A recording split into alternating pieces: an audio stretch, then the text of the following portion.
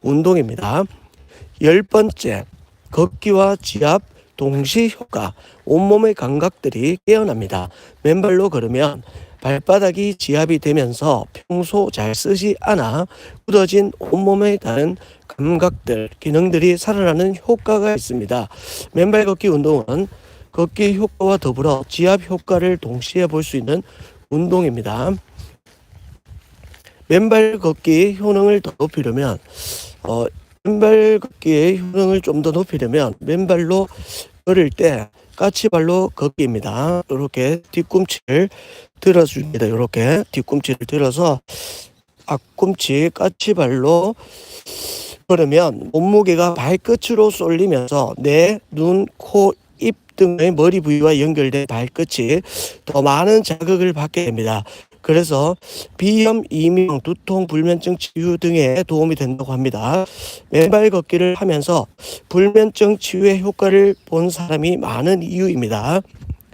맨발 걷기 조심해야 할 주의사항은 맨발로 걷게 되면 간혹 부상의 위험이 있으므로 주의해야 합니다. 뾰족한 돌이나 유리 조각이 떨어져 있을 수 있으므로 맨발 걷기는 관리가 잘 된 공원에서 하는 것이 좋습니다.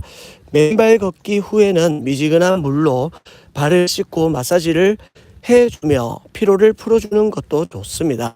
사람마다 발의 모양이 다르기 때문에 섣불리 맨발 걷기를 하는 것이 위험할 수도 있습니다. 특히 고령자는 발바닥 지방층이 얇아진 상태이므로 자극을 많이 하면 족저신경이 눌리면서 다른 문제를 유발할 수 있고 발바닥 근육도 약해져 있는 상태이므로 찰가상이나 발목 부상의 위험이 있으므로 무리하지 않고 각별히 주의를 기울여야 합니다. 고령자이면서 발가락이 변형된 경우, 평발, 요정인 경우, 발에 진물이 나고 갈라지는 증상이 있는 경우에도 맨발 걷기는 피해야 합니다.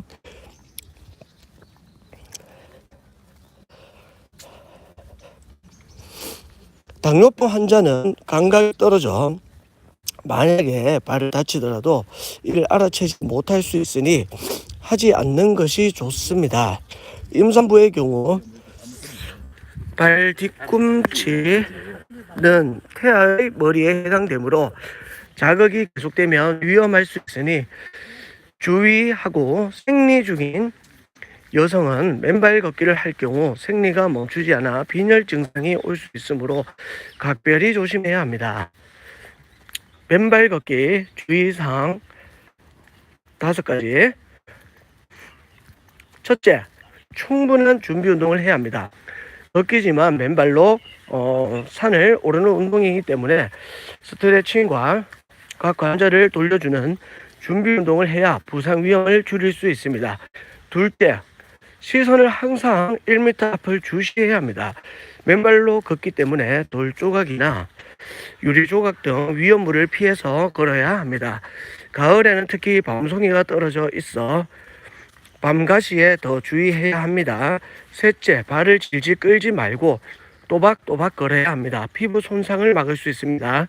넷째, 사람들이 걷는 길만 걸어야 합니다. 옆길로 세면 가시 등 위험 물질을 밟아 다칠 수 있습니다. 다섯째, 파상풍 예방접종을 맞는 거에 좋습니다. 혹 쇠 조각 같은 것을 밟을 수 있으니 미리 조심하는 게 좋겠죠. 파상풍의 예방접종은 10년에 한 번 맞으면 된다고 합니다. 자, 결론적으로 맨발 걷기도 운동입니다.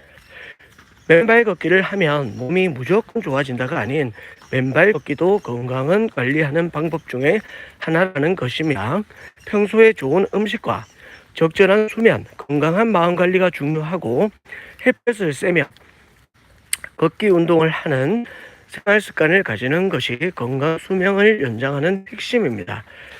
자, 걷기 운동을 하루에 한두 시간씩 무리하지 않는 선에서 하는 것이 좋으며 그 중에서 맨발 걷기는 몸의 각 장기와 연결된 혈점을 자극하니 장기 주변의 혈류량이 증가하고 부족한 장기 기능이 개선될 수 있습니다.